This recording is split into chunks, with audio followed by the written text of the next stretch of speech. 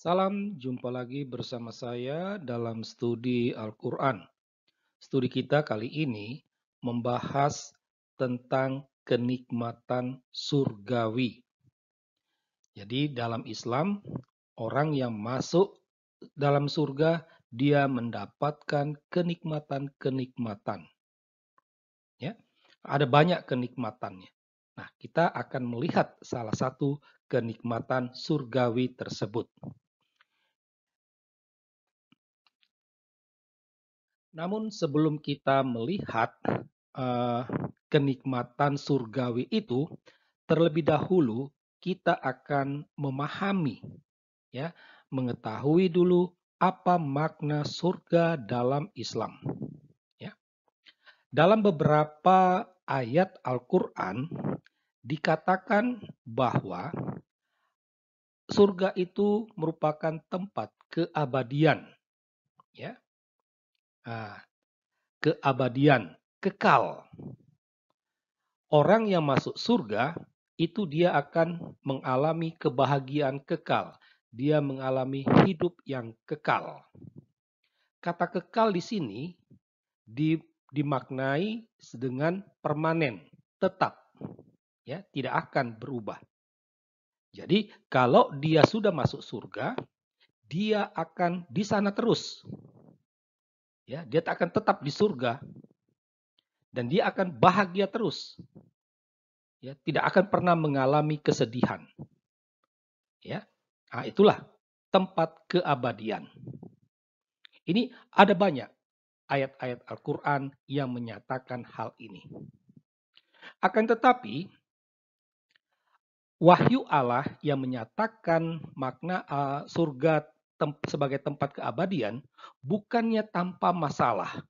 Ya, jika kita membaca surah Al-Baqarah ayat 35 sampai 36, di mana di sana dikisahkan tentang Adam dan Hawa, istrinya, dikeluarkan dari surga.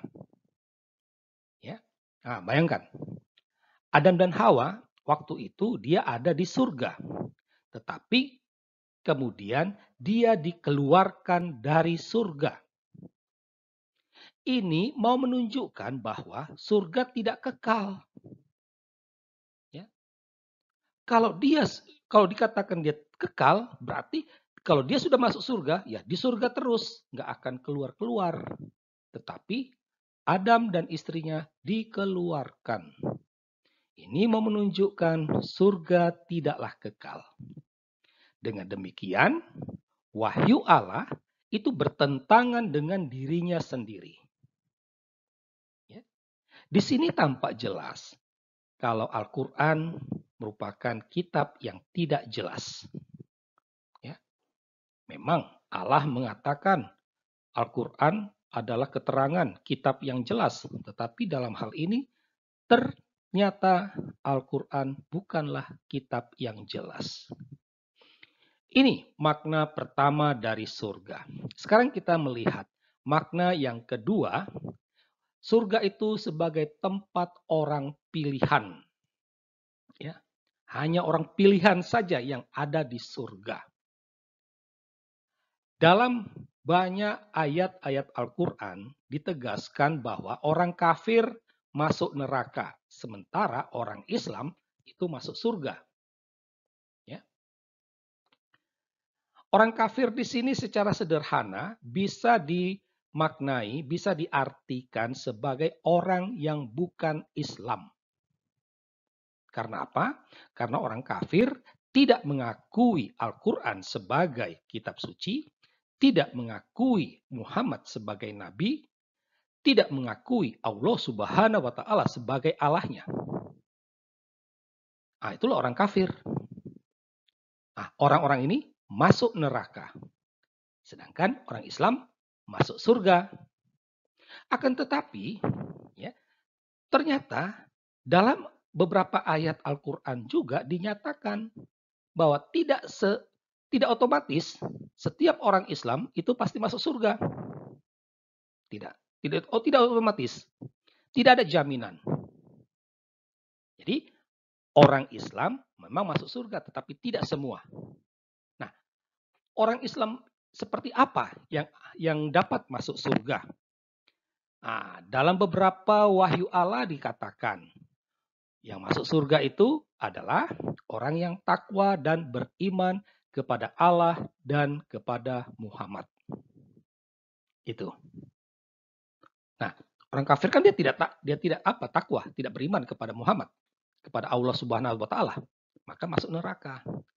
Orang Islam yang takwa dan beriman kepada Allah dan kepada Muhammad akan masuk surga. Yang kedua, orang yang berbuat kebaikan. Memang orang kafir juga sering berbuat baik, tetapi Allah sudah mengatakan dalam salah satu surahnya, amal baik orang kafir itu dihancurkan oleh Allah. Ya, seperti debu. Artinya sia-sia orang kafir itu berbuat baik. Maka karena dia tetap akan masuk neraka. Itu hanya orang Islam yang berbuat baik masuk surga. Selain itu juga orang Islam yang berjihad atau berperang lalu mati, terbunuh. Ini masuk surga. Ini berdasarkan wahyu Allah, bukan karangan saya. Ya, itu. Inilah yang sering dijadikan salah satu ideologi terorisme.